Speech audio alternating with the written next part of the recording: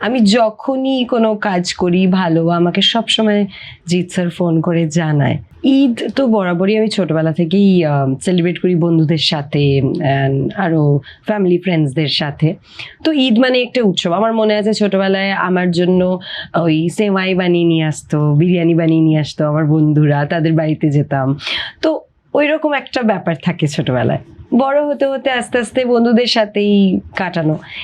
এইবারে তো মানে ভেরি ভেরি স্পেশাল, কারণ বাংলাদেশে এসে ঈদ প্রথমবার। তো খুবই ভালো, মানে আলাদা। মানুষ যখন বড় হয় তখন সিচুয়েশন গুলো আলাদা হয়ে যায়, সেলিব্রেশনটা অন্যরকম হয়ে যায়। এখন টিমের সাথে বসে আড্ডা দেওয়া, গল্প দেওয়াটাই ঈদ।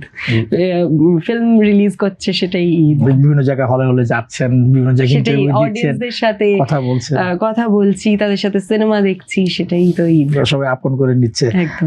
এখন কলকাতায় কি কাজ নিয়ে ব্যস্ততার মধ্যে যাচ্ছে? স্যান্ডেলিনা সো, রূপচর্চায় আভিজাত্য। এখন অলরেডি আমরা একটা ফিল্ম শুট চলছে, থ্রিলার।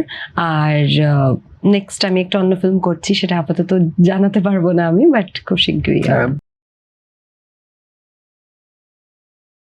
বা আপনার কলিগরা বলেন বা দর্শকদের মধ্যে আপনার যে ফ্যান ফলোয়ার আছে তারা কেমন সাড়া দিচ্ছে?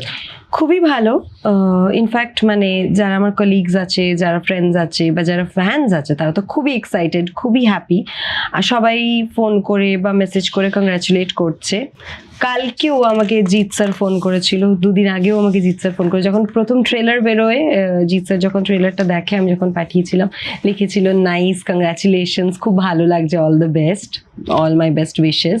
ইনফ্যাক্ট কালকেও আমার কথা হয়েছে যে দেখলাম রিভিউজ ভালো ভালো চলছে, খুব ভালো, ভেরি হ্যাপি ফর ইউ।